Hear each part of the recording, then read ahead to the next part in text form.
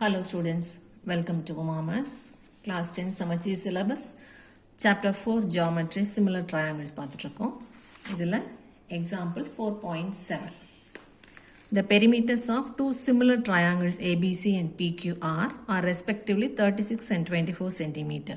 If PQ is 10, find AB. So கொடுத்திருக்கிற ரெண்டு triangle அவங்களே similarனு சொல்லிட்டாங்க. ரெண்டு triangle similar-ஆ இருந்தா அதனோட properties எல்லாம் நமக்கு தெரியும். Perimeter by perimeter is equal to side by side. இது ஒரு property. Area by area is equal to side square by side square. இது ஒரு property. So, perimeter by perimeter is equal to side by side. ஏரியாங்கிற word வந்தால் மட்டும்தான் area கொடுத்துருந்தா மட்டும்தான் அந்த பக்கம் நம்ம ஸ்கொயர் ஃபார்மில் எழுதணும். Side square, perimeter square, median square, altitude square என்ன கொடுத்துருக்காங்களோ அதை ஸ்கொயர் பண்ணி எழுதணும். ஏரியான்னு கொடுக்காம வேறு என்ன கொடுத்தாலும் ஸ்கொயர் இல்லாமல் அப்படியே எழுதணும். Perimeter by perimeter equal to side by side, that is equal to median by median, that is equal to altitude by altitude. இது எல்லாமே ப்ராப்பர்ட்டிஸ். ஸோ இப்போ நமக்கு கொடுத்துருக்கிறது பெரிமீட்டர் பற்றியும் சைடை பற்றியும் தான் கொடுத்துருக்காங்க. So perimeter by perimeter equal to side by side. இது வந்து நம்ம கரஸ்பாண்டிங்காக ரெஸ்பெக்டிவ்லி எழுதணும். ஸோ ஃபஸ்ட்டு என்ன கொடுத்துருக்காங்கன்னா ABC and PQR. So triangle ABC is similar to triangle PQR. இது ரெண்டும் சிமிலராக இருக்கிறதுனால which implies perimeter of triangle ABC divided by perimeter of triangle PQR is equal to இதனோட respective sides நம்ம எழுதணும். So இங்கே ஏபிசிக்கு நேராக இந்த பிக்யூவோட சைடு 10 எல்லாம் எழுதிடக்கூடாது. PQRங்கிறது டினாமினேட்டரில் இருக்குது, ஏபிசி தான் நியூமரேட்டரில் இருக்குது. ஸோ ஏபிசியோட ரெஸ்பெக்டிவ் சைடு என்ன கொடுத்துருக்காங்களோ, சைடுங்கிறது ஏபி, பிசி, ஏசி, இந்த மூணில் என்ன கொடுத்துருக்காங்களோ அதை தான் நம்ம மேலே எழுதுகிறோம். நமக்கு ஃபைண்ட் ஏபின்னு கொடுத்துருக்கனால மேலே ஏபின்னு எழுதிக்கலாம். டிவைடட் பை கீழே பிக்யூஆரோட ரெஸ்பெக்டிவ் சைட்ஸ் பிக்யூ இல்லை கியூஆர் இல்லை பிஆர் எழுதணும். நமக்கு என்ன கொடுத்துருக்காங்களோ அதை எழுதிக்கலாம். பிக்யூக்கு ஏபி தான் respective side. AB first 2 letters, பிக்யூங்கிறது இங்கே ஃபஸ்ட்டு 2 letters. ஸோ இங்கே ஏபி எழுதும்போது அதனோட ரெஸ்பெக்டிவ் சைடு இஸ் பிக்யூ அப்படி எழுதிக்கலாம். இப்போ என்னென்ன கொடுத்துருக்காங்களோ அதை சப்ஸ்டியூட் பண்ணிக்கலாம். Perimeter of A B C and P Q R respectively 36 and 24. So ஏபிசிக்கு 36, பிக்யூஆருக்கு 24 which is equal to A B நம்ம கண்டுபிடிக்கணும் டிவைடட் பை பிக்யூ இஸ் 10. அவ்வளோதான். இப்போ கிராஸ் மல்டிப்ளை பண்ணோன்னா ஆன்சர் வந்துடும். இங்கேயே நம்ம கேன்சல் பண்ணிக்கலாம். 12th டேபிளில் 3 12s are 36, 2 12s are 24. Equal to சிம்பிளில் நம்ம நேருக்கு நேராக கூட கேன்சல் பண்ணிக்கலாம். ஸோ 2வும் 10ம் கேன்சல் பண்ணால் 5. இப்போ கிராஸ் மல்டிப்ளை பண்ணால் ஏபி இங்கே 1, so AB is equal to 3 இங்கே 5, 3 into 5 that is equal to 15 centimeters. So AB is equal to 15 centimeterங்கிறது நம்மளோட ஆன்சர். இப்போ அடுத்த example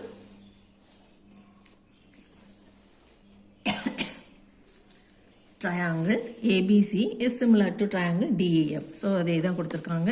given triangle ABC is similar to triangle DEF which implies நமக்கு properties தெரியும். Area by ஏரியானா side square by side square, perimeter by பெரிமீட்டர்னா side by side. இங்கே area பற்றி தான் சொல்லியிருக்காங்க. So area by area is equal to side square by side square. இதை நம்ம ரெஸ்பெக்டிவாக எழுதணும். ஸோ நமக்கு என்னென்ன ஏரியா கொடுத்துருக்காங்க, ஏபிசி கொடுத்துருக்காங்க, டிஇஎஃப் கேட்குறாங்க. So area of triangle ABC divided by area of triangle DEF is equal to அதனோட ரெஸ்பெக்டிவ் சைடை ஸ்கொயர் பண்ணி எழுதணும். இங்கே ஏபி எழுதுனா இங்கே டிஇ எழுதணும். நமக்கு என்ன கொடுத்துருக்காங்க, இஎஃப் கொடுத்துருக்காங்க, பிசி கொடுத்துருக்காங்க. ஸோ பிசிங்கிறது லாஸ்ட் 2 letters, அதனோட ரெஸ்பெக்டிவ் சைடு இஸ் இஎஃப். அப்போ பிசியோட ஸ்கொயர் டிவைடட் பை இஎஃபோட ஸ்கொயர். இப்போ இந்த ப்ராப்பர்ட்டியில் நம்ம வேல்யூஸ் எல்லாம் சப்ஸ்டியூட் பண்ணலாம்.